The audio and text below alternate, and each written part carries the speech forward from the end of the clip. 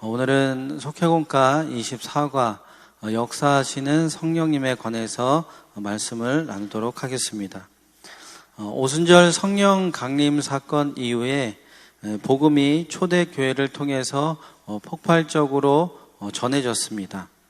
이제 복음은 예루살렘이라는 그 한정된 곳에만 머무르지 않고 온 유대와 사마리아 땅끝까지 이르게 되는 놀라운 전파의 역사를 시작하게 되었던 것이죠. 너무나도 감사한 일이었습니다. 이렇게 복음의 전파에 대해서 도화선이 또한 되는 사건이 하나가 더 있었는데, 그 사건은 바로 우리가 잘 알고 있는 그 스데반 집사의 순교였습니다. 지난번에 7 집사가 왜 세워졌는지, 그 헬라파 유대인과 히브리파 유대인들 사이의 분쟁 간에 있어서 잘 화목이 되어서 헬라파 유대인들 중에 경건한 사람들을 세웠던 7명의 집사들 가운데 한 명이었던 이 스데반이 순교가 있었다라는 것이죠. 그는 예수님과 같이 신성 모독을 했다는 죄로 말미암아 하나님을 모독하였다는 말을 하였다고 하여서 잡히게 되었고, 결국에는 죽음을 맞이하게 되었습니다. 사도행전 6장 11절 말씀을 보면, 사람들을 매수하여 말하게 하되 이 사람이 모세와 하나님을 모독하는 말을 하는 것을 우리가 들었노라 하게 하고, 즉 이 스데반 집사가 이 유대인들에게 찔리는 말, 이 유대인들에게 거슬리는 말을 했다 보니까 이 유대인들이 마음이 너무 찔리다 보니 이것들 통하여서 이 스데반을 죽이려고 했기 때문에 저렇게 사람들을 매수해서 죄를 덮어씌우는 이런 죄를 지었다는 것이죠. 또한 사도행전 7장 55절에서 57절 말씀을 보면, 스데반이 성령 충만하여 하늘을 우러러 주목하여 하나님의 영광과 및 예수께서 하나님 우편에 서신 것을 보고 말하되, 보라, 하늘이 열리고 인자가 하나님의 우편에 서신 것을 보노라 한데, 그들이 큰 소리를 지르며 귀를 막고 일제히 그에게 달려들어라고 말하고 있습니다. 즉 이 스데반 집사가 하늘이 열리고 인자가 하나님 우편에 서신 것을 보았다라는 이런 말을 하니까 결국에는 유대인들이 참지 못해서 달려들어서 돌로 그를 다 쳐서 죽였다라는 것이죠. 이처럼 복음이 전파되는 과정 속에서 예루살렘에 국한되어 있는 것이 아니라 그 지역을 뛰어넘는 이런 복음의 전파, 이런 놀라운 역사 가운데서도 이런 순교가 있었고 핍박이 있었고 박해가 있었다라는 것입니다. 좀 전에 말씀드린 대로 이 스데반의 순교가 도화선이 되어서 또 다른 많은 박해들이 이 예루살렘과 유대 가운데 전역에 있었습니다. 복음 전도자를 통해서 그런 박해를 많이 받았지만 오히려 더욱더 빛나게 되는 그런 복음의 능력이 강하게 나타나게 되었다라는 것이죠. 하나님은 교회가 때로는 전 세계에 흩어지도록 박해를 사용하실 때도 있다라는 것이죠. 사울과 같이 영적으로 무지한 자라든지 하나님의 뜻을 알지 못하는 이들의 박해들이 많이 있었지만, 그것들에 관해서도 불구하고 복음의 영향력은 소멸되지 않았습니다. 이것이 바로 복음이 가진 생명력이다라는 것이죠. 사라질 것 같지만 복음의 능력은 하나님께서 주관하시기에 역동적인 역사로 바뀌면서 지금도 흘러가고 있음을 우리는 늘 기억해야 할 것입니다. 오늘 본문은 역사하시는 성령님의 능력, 즉 복음의 능력을 말씀해주고 있습니다. 복음의 전파 속에서 박해가 일어나지만 그 가운데서 성령님은 어떻게 역사하고 계시는지, 또한 우리에게 주는 교훈은 무엇인지 오늘 본문을 통해서 살펴보고 지금도 역사하시는 성령님을 경험할 수 있는 귀한 시간 되시기를 간절히 소망합니다. 첫 번째 제목을 함께 읽도록 하겠습니다. 복음의 박해에서도 성령님은 역사하십니다. 유대인들은 율법을 철저히 지킨다고 자부했고 본인들은 하나님을 잘 섬긴다고 생각했습니다. 또한 자랑했죠. 그러나 그들에게는 하나님의 영이 없었기에 메시아이자 참 구원자이신 예수님을 알아볼 수가 없었고 그 예수님을 결국 죽이게 되었습니다. 또한 복음 전도자를 핍박하게 되었다라는 것이죠. 이들은 온전히 율법을 지키는 것이 그들의 목적이 되었습니다. 율법을 주신 이유는 율법을 가지고 율법을 수단 삼아서 하나님의 마음을 더 알고 하나님께로 가야 되는, 하나님을 만나야 하는 그러한 목적이 있음에도 불구하고 이들의 목적은 율법을 지키는 것에만 더욱더 혈안이 되어서 그것만 잘 지키면 내가 하나님께 구원받은 자로서 내가 할 역할은 다 했다라는 그런 생각을 가지고 있었다라는 것이죠. 그러다 보니까 결국에는 수단이 되어야 될 율법이 목적이 되었습니다. 결국 그 율법이 이들을 얽매이게 되었고 결국에는 예수 그리스도를 죽이게 되는 이런 일까지 자행했다라는 것이죠.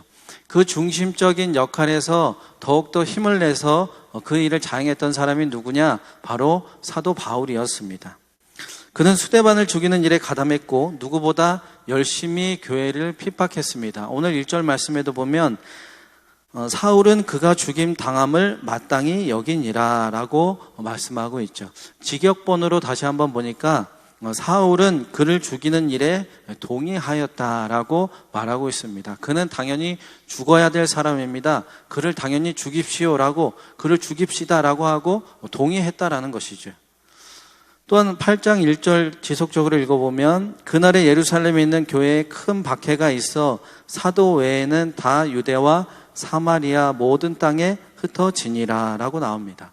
얼마나 큰 박해가 있었는지 모르겠지만 그 엄청난 박해 가운데 있어서 사도 외에는 모든 사람들이 다 흩어지는 이런 결과를 맞이해왔다라는 것이죠. 또한 3절 말씀해 보면 사울이 교회를 진멸할세 각 집에 들어가 남녀를 끌어다가 옥에 넘기니라 라고 나옵니다. 사울이 얼마나 악독하게 믿는 사람들을 저렇게 핍박했는지 우리가 단적으로 알 수 있는 내용입니다. 즉 사울로 인하여서 교회는 엄청난 위기를 맞이했다라는 것이죠. 교인들은 뿔뿔이 흩어지거나 감옥에 갇힌다든지 아니면 숨는다든지 아니면 자신의 정든 고향을 떠나가는 이러한 일들이 많이 일어났다라는 것입니다. 그러나 하나님은 교회가 그리고 하나님의 자녀가 모욕당하는 것을 그저 방관하거나 바라보고 계시지는 않았습니다. 베드로전서 4장 14절 말씀을 보면 너희가 그리스도의 이름으로 치욕을 당하면 복 있는 자로다.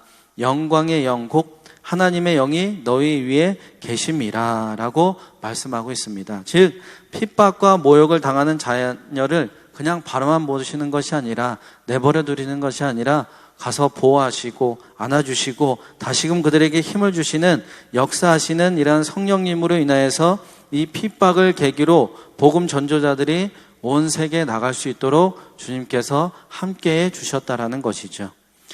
우리는 박해와 시련 가운데서도 교회가 성장한다는 사실을 다시금 기억해야 할 것입니다.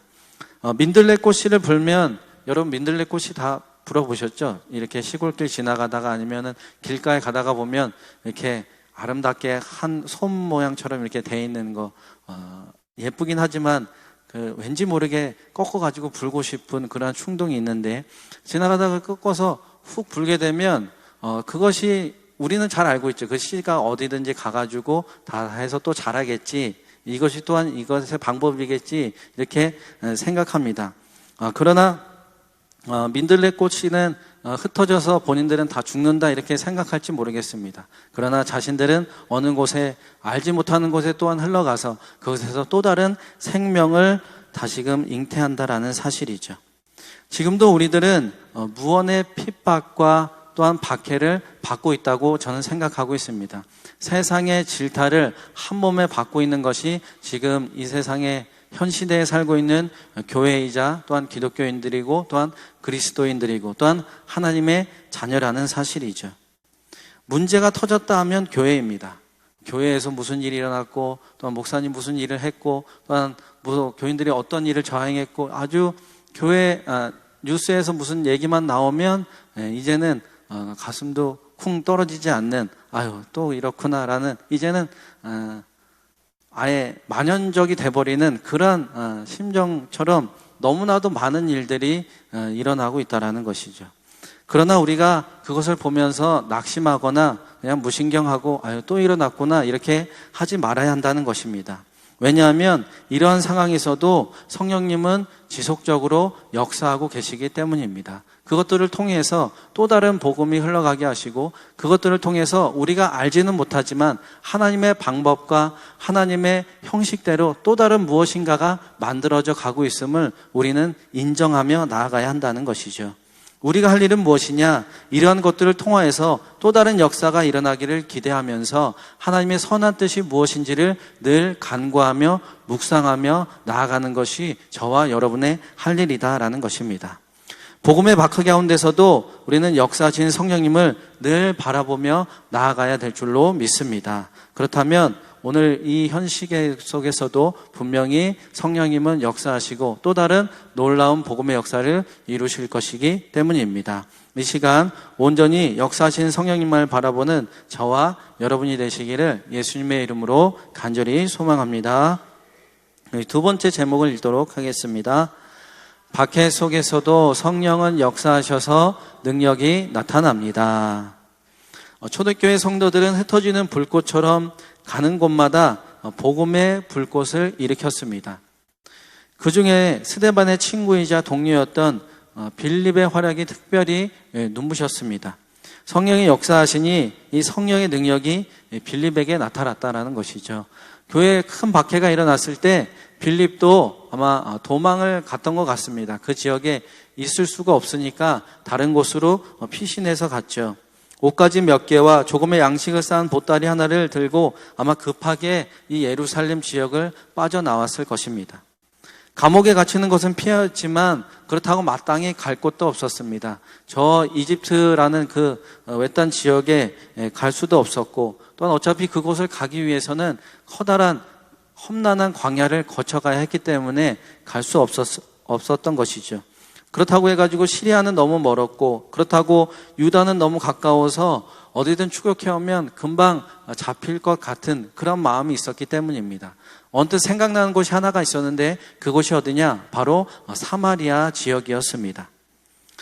사마리아는 유대인들이 싫어하는 곳으로서 아마 이 유대인들은 사마리아가 싫으니까 그것까지 쫓아오겠나 이런 생각에 얼른 사마리아라는 지역으로 도망갔던 것이죠. 여러분 잘 알듯이 사마리아는 어떠한 지방입니까?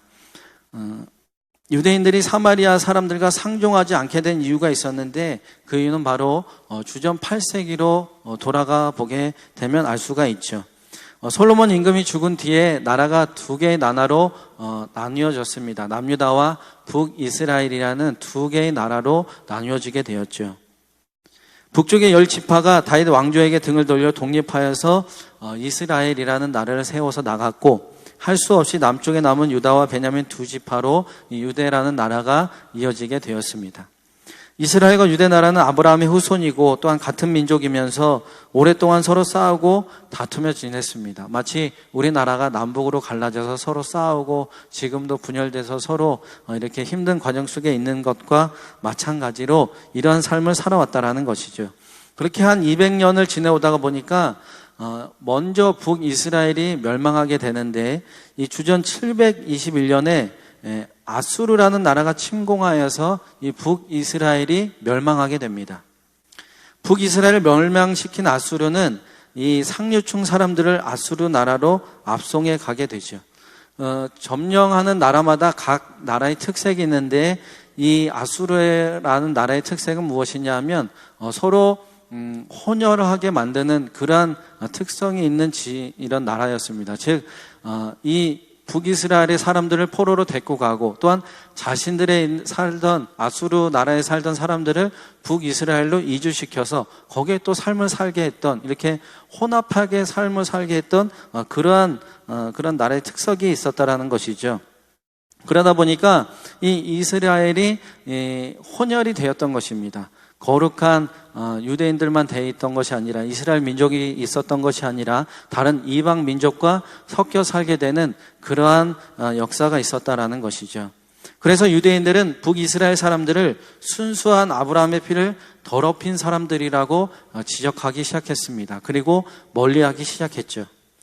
더러운 사람들은 이스라엘이라는 거룩한 이름으로 부를 수 없다고 해서 북이스라엘의 수도인 사마리아의 이름으로 부르기 시작했습니다. 그래서 남유다에서 북이스라엘을 거쳐가기 위해서는 사마리아를 지나갔어야 했는데 더러운 땅, 저 사람들이랑 상종하기 싫다 해가지고 멀리 돌아가는 이러한 힘듦과 수고로움이 있다 하더라도 그곳을 지나가지 않게 되었다라는 것이죠. 유대인들은 사마리아 사람이라고 경멸하여서 불렀고 사마리아 땅에 가기도 싫어했습니다. 결국 사마리아 사람들과는 단절하게 되었고 상종도 하지 않는 이러한 결과를 내었다라는 것이죠. 요한복음 4장을 보면 예수님께서 유대지방 북쪽 갈릴리 마을을 가시기 위해서 이 사마리아 지방을 지나가는 사건이 있었습니다. 우리가 잘 알듯이 수가성 여인의 사건이 이 요한복음 4장에 등장하고 있죠. 제자들은 마을로 양식을 사러 가고 예수님은 우물가에 앉아 쉬고 계실 때 한 여인이 대낮에 뜨거운 햇살 아래 물을 길러 나오게 됩니다. 예수님께서 그 여인에게 나에게 물 좀 달라라고 말씀하시죠. 그러자 이 여인이 이렇게 말합니다. 요한복음 4장 9절의 말씀입니다. 사마리아 여자가 이르되 당신은 유대인으로서 어찌하여 사마리아 여자인 나에게 물을 달라 하나이까 하니 이는 유대인이 사마리안과 상종하지 아니함이러라 라고 나오고 있습니다. 즉 어떻게 유대인 당신은 나에게 왜 물을 달라 합니까? 절대 상종하지 않는데 당신은 왜 그럽니까? 이렇게 이야기를 하는 장면이죠. 여기서도 봤듯이 이 사마리아인들은 절대로 유대인과 상종하지 않는, 반대로 유대인도 절대로 사마리아인과 상종하지 않는 그런 모습을 보여주고 있다는 것이죠. 함께 이야기하지도 않습니다. 함께 음식을 먹지도 않고 심지어 좀 전에 말씀드린 대로 멀리 돌아가는 그 땅을 밟기조차 싫어하는 이러한 역사를 가진 땅에 오늘 누가 들어갔냐? 바로 유대인인 빌립이 그곳에 들어갔다라는 것이죠. 모든 유대인들이 가기를 꺼려하는 사마리아 지방에 간 것입니다. 마땅히 갈 곳도 없었고 사마리아 땅으로 피하면 결코 따라오지 않을 것이고 또한 제일 안전하다고 생각했기 때문이죠. 그런데 놀라운 것은 무엇이냐 하면 쫓겨서 사마리아 땅에 이른 빌립이 원치 않게, 아니 어쩔 수 없이 사마리아 땅에 이른 빌립이 사마리아 사람들 향하여 전도를 하게 된 것입니다. 역사적으로 볼 때 절대로 일어날 수 없는 일입니다. 말도 섞지 않고 그곳에 가지도 않는 그런 이 유대인이자 하나님의 자녀였던 빌립이 그곳에 가서 복음을 증거하게 되는 일이 일어나게 되었다라는 것이죠. 예수 그리스도의 천국 복음에 대하여 증거를 한 것입니다. 예수님께서는 십자가에 못 박히셨지만 그러나 우리를 위해 다시금 살아나셨다고 외쳤습니다. 또한 예수님이 선지자를 통해서 약속하신 그리스도이자 또한 메시아였고 구원자임을 당당하게 말하였습니다. 또한 예수님이 생명의 주님이셨고 구원의 주님이심을 분명하게 전파했다라는 것이죠. 마치 스데반이 사람들에게 당당하게 예수 그리스도를 외친 것과 마찬가지로 말이죠. 빌립을 통해서 예수님께서 십자가에 못 박혀 돌아가셨지만 죽은 자 가운데서 다시 살아나셔서 부활의 주가 되셨고 생명의 주가 되셨고 구원의 주가 되셨다는 외침을 들었던 이 사마리아 성 사람들이 예수님을 믿게 되는 놀라운 역사가 다시금 일어나게 되었습니다. 성령 하나님께서 빌립을 통하여서 많은 이적과 기적을 행하여 주신 것이죠. 천국 복음을 받은 사마리아 사람들은 크게 기뻐했고 또한 온 성에 이런 기쁨이 충만하였다고 오늘 본문은 우리들에게 말씀하고 있습니다. 박해가 도리어 교회의 성장의 계기가 되었고 사마리아라는 결코 복음이 들어갈 수 없는 그 지역에 하나님의 복음 즉 예수 그리스도가 전파되는 놀라운 역사가 일어나게 되었다라는 것이죠. 말씀을 전할 때 유대인인 빌립과 사마리아인들은 한 마음으로 화합했습니다. 또한 빌립이 복음을 전하자 구원의 역사가 이 사마리아인에게도 임했다라는 것이죠. 악한 귀신이 쫓겨나갔습니다. 중풍병자와 못 걷는 자가 일어나게 되었습니다. 이처럼 복음이 전파되는 곳에는 놀라운 능력이 나타납니다. 왜냐? 역사하시는 성령님이 그곳에도 함께해 주시기 때문이죠. 우리는 고난 중에도 빌립처럼 복음 전도자의 사명을 온전하게 감당해야 될 줄로 믿습니다. 지역마다, 나라마다, 인종마다 주님을 영접할 때 이 땅에 진정한 평화가 임하게 된다는 사실을 우리는 잊어서는 안 될 것입니다. 하나님은 모든 인류에게 동일한 구원의 은혜를 베풀어 주고 계십니다. 지금도 동일한 해를 이 세상, 이 지구에 있는 모든 사람들이 동일하게 쬐고 그 햇볕에 감사하듯이 말이죠. 이 세상에 있는 모든 사람들에게 하나님은 동일한 복도 허락해 주신다는 사실을 우리는 잊지 말아야 할 것입니다. 예수 그리스도의 복음은 믿는 자에게 구원을 주시는 하나님의 능력됨을 잊지 말고 온전히 박해 속에서도 능력을 허락해 주시는, 또한 역사하시는 성령님을 간절히 의지할 수 있는 저와 여러분이 되시기를 예수님의 이름으로 간절히 소망합니다. 우리 세 번째 제목을 읽도록 하겠습니다. 능력 있는 복음은 성령의 역사를 이루는 열매를 맺습니다. 복음을 전한 사마리아 성에 큰 기쁨의 열매가 열렸습니다. 당연하죠. 예수 그리스도가 전파된 곳에는 당연히 기쁨의 역사의 열매들이 지속적으로 일어나기 때문입니다. 사마리아 사람들은 이방인으로서 죄인 취급을 받았지만 하나님의 뜻에 따라서 기쁜 소식, 즉 복음을 듣게 되었습니다.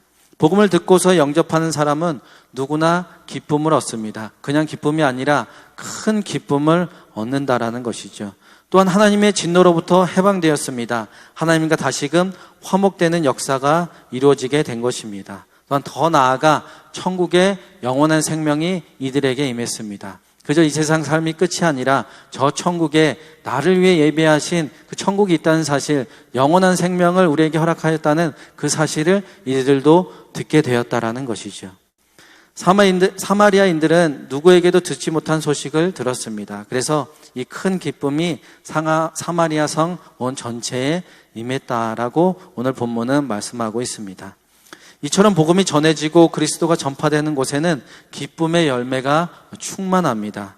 복음을 받아들인 이들의 삶은 하늘에서 주신 기쁨으로 가득하게 되고, 또한 이 기쁨은 복음에 대한 가장 적절한 반응으로서 나타나게 되지요. 누가복음 2장 10절 말씀을 보면 천사가 이르되 무서워하지 말라, 보라 내가 온 백성에게 미칠 큰 기쁨의 좋은 소식을 너희에게 전하노라 라고 말씀하고 있듯이, 복음이야말로 우리들에게 온 백성에게 미칠 큰 기쁨의 좋은 소식이다라는 것을 우리는 잊어서는 안 될 것입니다. 따라서 우리는 복음 전도를 통해서 하늘의 기쁨을 나눠주는 그런 전도자들이 되어야 될 줄로 믿습니다. 박해가 있었지만 능력을 주시는 역사하시는 성령님을 의지하면 이 열매의 기쁨은 우리는 충만하게 누릴 수 있고, 그 열매의 기쁨을 우리만 누리는 것이 아니라 아직까지도 하나님을 모르고 예수님을 모르는 자들도 충만하게 누릴 줄로 믿습니다. 그래서 오늘도 우리는 이 기쁨의 열매를 온전히 맺어 나가야 될 줄로 믿습니다. 세상이 아무리 우리에게 무엇이라고 한들, 우리를 향해서 손가락질하고 욕을 한다고 한들 거기에 휘말리거나 거기에 대응하는 것이 아니라 우리는 묵묵히, 때로는 바보같이, 때로는 모자란 사람과 같이 온전히 주님만을 바라보며 온전히 역사하시는 성령님만을 묵묵하게 의지하면 그때마다 하나님께서 역사해 주시고 성령님께서 함께하여 주셔서 분명히 좋은 기쁨의 소식을, 또한 좋은 기쁨의 열매를 충만하게 누리게 될 줄로 믿습니다. 그래야 우리 모두가 온전히 이 세상에 이 충만한 복음이 전해지고 모든 세상 사람들이 이 기쁨을 누리게 될 그날까지 온전히 역사하시는 성령님만을 늘 의지하는 귀한 저와 여러분의 삶이 되시기를 예수님의 이름으로 간절히 소망합니다. 말씀을 맺겠습니다. 예수님께서 우리에게 주신 가장 큰 사명은 무엇이냐면 바로 복음 전파입니다. 기회가 좋든지 나쁘든지 복음을 전해야 하는 이유는 복음의 능력이 나타나기 때문입니다. 역사하시는 성령님이 우리와 함께 하시기 때문입니다. 신앙의 선배들은 박해 중에도 땀과 피를 흘리며 이 복음을 전했습니다. 다양한 박해의 상황에 처할지라도 우리는 계속해서 이 복음의 능력으로 이 땅을 치유해 가야 합니다. 그 일에 저와 여러분이 쓰임받기를 바랍니다. 오늘도 역사하시는 성령님을 온전히 의지하여서 능력을 받아 기쁨의 열매를 많이 맺어 나가는 온전한 주님의 도구로 귀하게 쓰임받을 수 있는 저와 여러분의 복된 삶이 되시기를 예수님의 이름으로 간절히 소망합니다. 기도하겠습니다. 주님 감사합니다. 오늘도 역사하시는 성령님과 동행하게 하시며 인도함을 받아 은혜를 누리게 하여 주시니 감사합니다. 복음의 박해와 핍박과 고난 가운데서도 온전히 주님의 능력만을 바라보았던 믿음의 조상들을 기억하게 하시며 그들을 움직이게 하셨던 역사하시는 성령님을 깨닫고 나아가게 하여 주시옵소서. 그리하여 이 시대에도 복음의 능력으로 기쁨의 열매를 맺어 나가는 거룩한 자녀가 되게 하여 주시옵소서. 감사합니다. 사랑합니다. 예수님의 이름으로 기도합니다. 아멘.